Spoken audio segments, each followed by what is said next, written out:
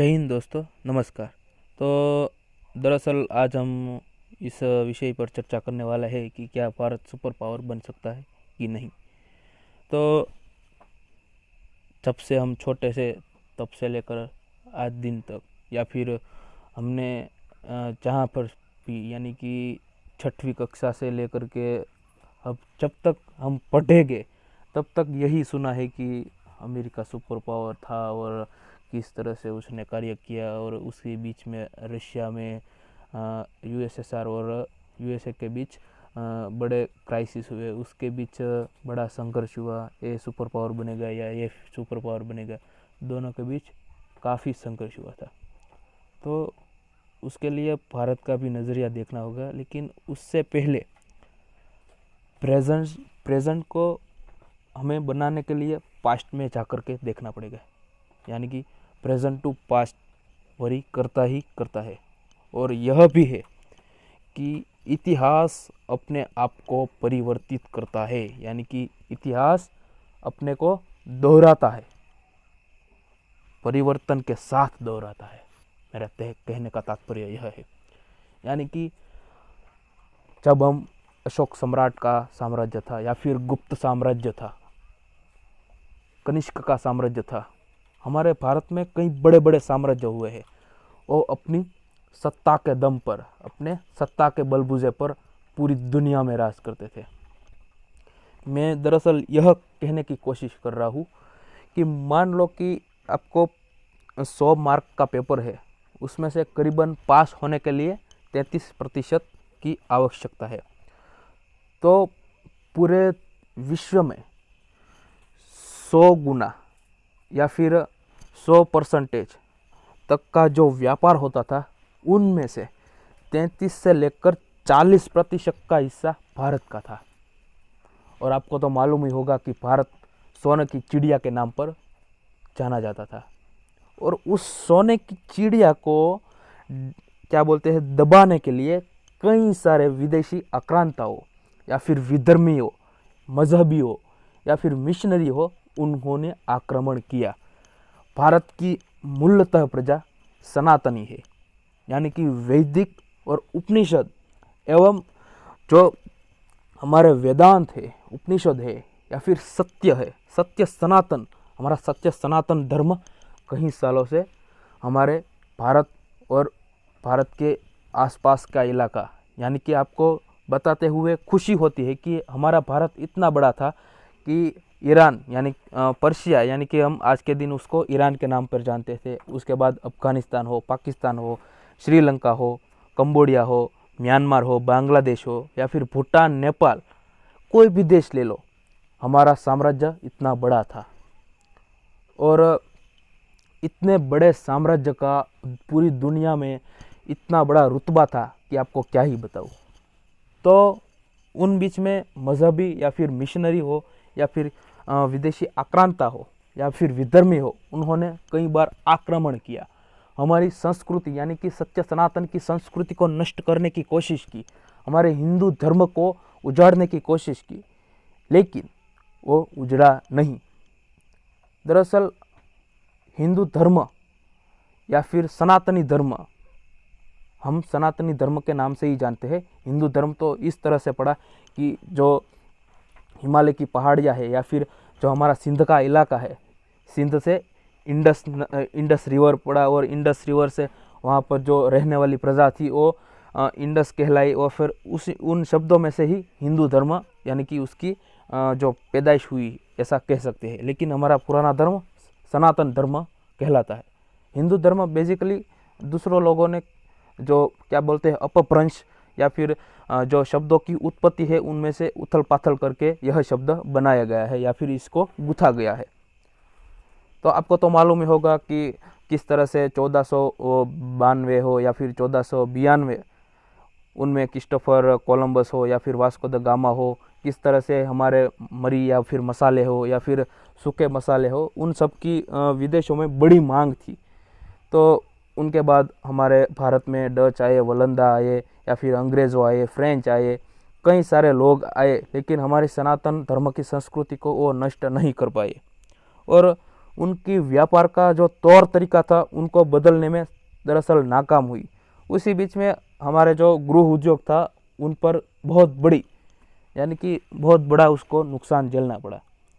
लेकिन उसके बाद 15 अगस्त 1947 यानी कि करीबन 12 बजे के बाद भारत को आज़ादी मिली। तो दरअसल हम यह बात करने वाले हैं कि क्या पहले की तरह हमारा देश सुपर पावर यानी कि विश्व गुरु बन सकता है या नहीं। तो उसके कई सारे कारण हैं जो कि बन सकता है। पहला तो कि हमारे देश की जनसंख्या चाइना के बाद दूसरे पायदान पर है।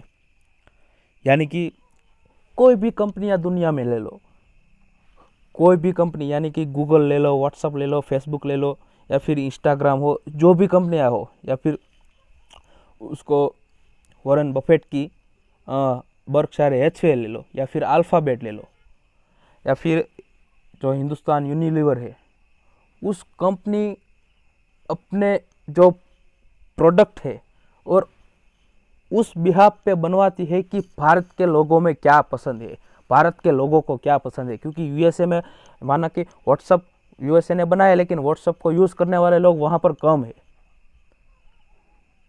उसकी भी एक बात बताता हूँ कि मान लो कि हमारे देश में पहले जैसे मैसेज करना था तो 1 रुपया या 2 रुपया या फिर 10 रुपये के चार्जेस लगते थे। वहाँ पर यूएसए में तो पहले से ही वो चार्जेस कम थे। और फिर व्हाट्सअप आया, वो तो बेसिकली फ्री ही था कि कुछ उसका जो मूल्य है उसको कुछ हमें पे करना नहीं होता है। तो दरअसल वहाँ पर तो फ्री की तो आदत ही लग गई थी, उसमें से ये फ्री आया तो उसको क्या, जिस तरह से भारत में व्हाट्सअप और टेलीग्राम है लेकिन पॉपुलर कौन है, व्हाट्सअप है, उसी तरह पर वहाँ पर ही हुआ पॉपुलर, जो अपने जो डिफ़ॉल्ट मैसेजिंग आते हैं वही हुआ। तो मुद्दे से हम ना भटकते हुए यह बात करते हैं कि भारत के लोगों को क्या पसंद है। उस सोच को ही, भारत के लोगों को क्या पसंद है, उस सोच के बिहाफ पे ही विदेशी कंपनियां अपना जो पदार्थ है या फिर अपना जो प्रोडक्ट है वो बनाती है।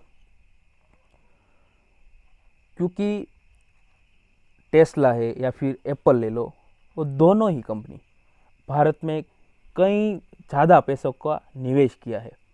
उनसे क्या होगा कि भारत में जो रोजगारी है वो बढ़ेगी। रोजगारी बढ़ने के कारण हमारी जो जीडीपी है, जीडीपी पर कैपिटा है, यानी वो सब भी बढ़ेंगे। उसी के कारण हम दुनिया की सबसे बड़ी इकोनॉमिकल डेवलपमेंट की ओर आगे बढ़ रहे हैं। और आगे की बात करूँ तो जो पहले के ज़माने में ऐसा होता था कि जब हम आज़ाद हुए तब हम गेहूँ या फिर कोई भी धान्य है खाने के लिए जो उपयोगी चीज़ वस्तुएँ थे उसका हम आयात करते थे। लेकिन हरियाली क्रांति हुई 1966-67 में, वहाँ पर से परिस्थिति बदलना शुरू हो गई। जिस पदार्थों का हम आयात करते थे उन्हीं पदार्थों का दुगने पैदान पर हम निर्यात करने लगे। यानी कि भारत का जो दरअसल हमारा जो पूरा का पूरा, उसके बाद एलपीजी आया, उसके बाद हमारा भारत का तो रुतबा ही बदल गया। और फिर धीरे धीरे 1991 में उदारीकरण, वैश्विकीकरण और खानगीकरण, और तीनों पायदान श्री पीवी नरसिम्हा राव ने हमारे इम्प्लीमेंट किया। यानी कि जो रूल्स और रेगुलेशन थे उसको घटा करके जो वैश्विक बाजार था उनमें भारत को खुला छोड़ा। यानी कि यह बताते हुए खुशी होती है कि हमारा भारत दरअसल जो कि अपने ही भारत में ही भारत का माल बनाता था, भारत में ही बेचता था, लेकिन अब ऐसा नहीं है। भारत, दूसरे देश हमारे भारत में आए, अपना माल बनाते हैं, भारत में भी बेचेगा और दूसरे विश्व में भी बेचेगा। यानी कि इस तरह से नीतियाँ बनी गई। और हमारा डिफेंस इंडस्ट्रीज़, जिस समय हम 1971 के युद्ध में पाकिस्तान को हराने में जो सबसे बड़ी हमारी ताकत बोल सकते हैं या फिर सबसे बड़ी कमज़ोरी भी बोल सकते हैं, दोनों बात को हमें समझना होगा। क्योंकि पाकिस्तान अपने जो माई बाप है, यानी कि वहाँ पर तो उन समय उनका माई बाप अमेरिका था, तो पाकिस्तान की मदद करने के लिए यूएस का जो 7 बेड़ा उसकी जो सिस्टम थी, नेवल सिस्टम थी, वो लेकर के आ गए। तब भारत इतना समृद्ध नहीं था कि उनके सामने टिक पाए। लेकिन उन्हीं बीच में हमारे रशिया के साथ ट्रीटी थी, तो भारत पर अगर हमला होगा तो मान लिया जाएगा कि रशिया पर भी हमला हुआ है। तो रशिया ने वहाँ पर अपनी जो नेवल सिस्टम थी उनको निकाला ही था। उस समय अमेरिका की बैंड बज गई और अपना जो 7 बेड़ा था वो वापस लेकर चले गए। तो यहाँ पर भारत की सॉफ्ट पावर है और दरअसल यह दर्शाती है कि हम झुकने वाले नहीं है और हम झुकेंगे भी नहीं। जो पुष्पा मूवी का डायलॉग है आपको सबको मालूम ही होगा, झुकेगा नहीं साला। तो उस तरह का कुछ माहौल हुआ। और इसी बीच क्या होता है कि 1998 में, उसके पहले भी लाल बहादुर शास्त्री के समय भी हमारे परमाणु परीक्षण हुए थे, लेकिन कई सारी जो अंदरूनी जो संघर्ष था उनके कारण यह संभव नहीं बना। लेकिन फिर जो हमारे अटल बिहारी वाजपेयी है उनके जो सहकार और उसके परिश्रम के कारण 1998 में हमने परमाणु का सफल परीक्षण किया।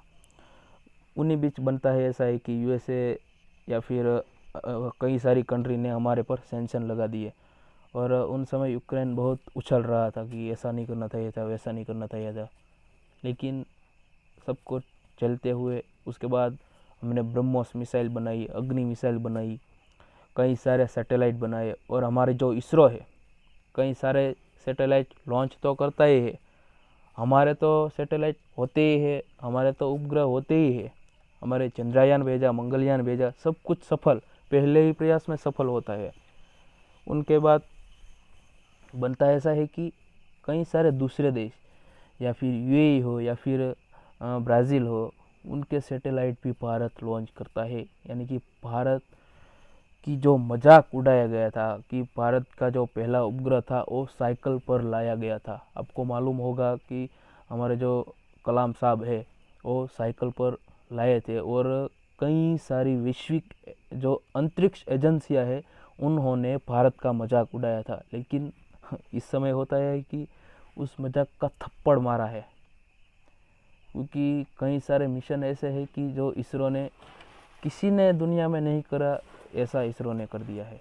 क्योंकि 108, 107 ऐसी एक साथ मिसाइलें लॉन्च करना कोई छोटी बात नहीं होती। दोस्तों, आपको मालूम होना चाहिए कि ऐसी उपलब्धियां भारत ने हासिल की है। और ब्रह्मोस की बात करूं तो पहले ऐसा होता था कि हम हमारे लिए उत्पाद करते थे, उतना काफ़ी था, लेकिन हम अब निर्यात करने लगे हैं। किसका? हम परमाणु शस्त्रों का निर्यात करने लगे हैं। यानी कि मिसाइल हो, एंटी बैलिस्टिक हो, सुपरसोनिक हो, उन सभी का निर्यात करने लगे हैं। उन्हीं बीच में कई सारे गवर्नमेंट आई। बेसिकली 2009 में जब महामंदी आई थी, तब जिस तरह से हालात को संभाला गया था वो दरअसल सराहनीय है, उसको हमें भूलना नहीं चाहिए। और उसके बाद जब 2019, 20 और 21 में जिस तरह कोविड को हमें संभाला, क्योंकि इतनी बड़ी आबादी होते हुए भी जिस तरह से कोविड मॉडल जो हमारे करंट गवर्नमेंट है यानी कि मोदी सरकार जी ने जिस तरह से संभाला, इस तरह से दुनिया के किसी भी देश में नहीं हुआ। क्योंकि अमेरिका वगैरह देशों का हाल ऐसा था कि मास्क लगाना या फिर वो लगाना उसके लिए इतना कठिन होता था कि पूछो ही मत। लेकिन भारत में ऐसा नहीं था। सब लोगों ने शांति और सहकार से हमें कोविड-19 से निकाला और दरअसल भारत अब फिर से जब 2019-18 की जो स्थिति थी उनमें नॉर्मल हो गया है। उन्हीं बीच में 2022, आपको तारीख भूलनी नहीं चाहिए, 24 फरवरी के दिन रशिया ने यूक्रेन पर हमला कर दिया और उन्हीं के बीच अमेरिका यानी कि यूएन की परिषद बुलाई गई थी। कोई देश क्या बोले, जो सुरक्षा समिति है उनमें से 10 देश है और 5 सभ्य है वो दरअसल कायमी सभ्य है, यानी कि उसमें अमेरिका है, चाइना है, रशिया है, फ्रांस है और फिर यूके है, वो परमानेंट मेंबर है। और उसके बाद 10 जो कि सिक्योरिटी जो कमेटी होती है, उनमें से 10 देशों में भारत भी शामिल है। वो 5 देश क्या बोले, वो 10 में से 9 देश क्या बोले, उनको किसी को कुछ भी नहीं पड़ी थी। भारत रशिया के विरुद्ध में या फिर रशिया के समर्थन में क्या बोलेगा, उसके लिए सबको इंतजार था। क्योंकि मोदी साहब ने 7 साल पहले, यानी कि जब गुजरात के सीएम हुआ करते थे, तब भी बोला था कि भारत की 100 करोड़ जनता है, हम विश्व के सामने नहीं झुकेंगे, विश्व हमारे सामने झुकेगा, हम किसी भी देश में दबाव बना सकते हैं, हम किसी के दबाव में नहीं रह सकते। ऐसा उसने 7 से 8 साल पहले बोला था। और इसी का नतीजा है आज हम देख रहे हैं कि कोई भी निर्णय लेना हो या फिर कोई भी बात बतानी हो, भारत की सलाह या फिर भारत का स्टैंड ज़रूरी होता है। उन्हीं के बीच जो इंडो पैसिफिक रीजन है, उनमें चाइना को काउंटर करने के लिए एक क्वाड नेशन भी बना गया है। उनमें जापान है, ऑस्ट्रेलिया है, अमेरिका है और फिर एक दूसरा हमारा भारत। उस चारों देशों ने क्वाड बनाया। उस क्वाड में भी अब ताइवान जुड़ने की कोशिश कर रहा है। तो आप अनुमान लगा सकते हैं कि भारत का सॉफ्ट पावर किस तरह से मुआवजा करवा रहा है। उनके बीच एक जो 70 से 75 सालों से एक बड़ी समस्या है, जो कि कश्मीर समस्या है। आपने कई बार सुना होगा कि ऐसा हो गया, वैसा हो गया, लेकिन बहुत बड़ी समस्या है। हम चाहते तो आधे घंटे में पाकिस्तान को हरा करके, पाकिस्तान पर कब्जा करके वापस आ सकते हैं, लेकिन हम ऐसा नहीं कर रहे, क्योंकि वहाँ पर हमारी सॉफ्ट पावर काम आती है। अगर हमने पाकिस्तान पर हमला कर दिया, हम जीत भी जाएंगे, उसमें कोई शक की गुंजाइश नहीं है, लेकिन उसके कारण हम क्या बोलते हैं, उसके कारण हमारे को आर्थिक नुकसान बहुत होगा, क्योंकि हम विकसित होने की कगार पर आ गए हैं। जो विकासशील भारत बोला जाता था, लेकिन वो अब मिटकर विकसित होने की कगार पर आ गए हैं। और उसके बाद कई सारे ऐसे पहलू है कि यूक्रेन ने हमें रिक्वेस्ट किया कि आप रशिया को समझाओ, हमारे पर रशिया ऐसा हमला ना करे, ऐसा ना करे, वैसा ना करे। वो सब गिड़गिड़ाया। महाभारत का उदाहरण दिया, चाणक्य नीति का उदाहरण दिया। हम क्या गांडू है, हमें नहीं मालूम? हमें सब कुछ मालूम है कि 1998 में उसने क्या बोला था, और इस बार जब उन पर आ गई है तो गिड़गिड़ा रहा है। ये तो वही बात हुई कि तुम्हारा कुत्ता टॉमी और हमारा कुत्ता कुत्ता, ऐसा थोड़ी ना चलता है। तो उस तरह से भारत का जो सॉफ्ट पावर है, भारत का जो उदार भाव है, उन सभी लोगों को खुंचता है।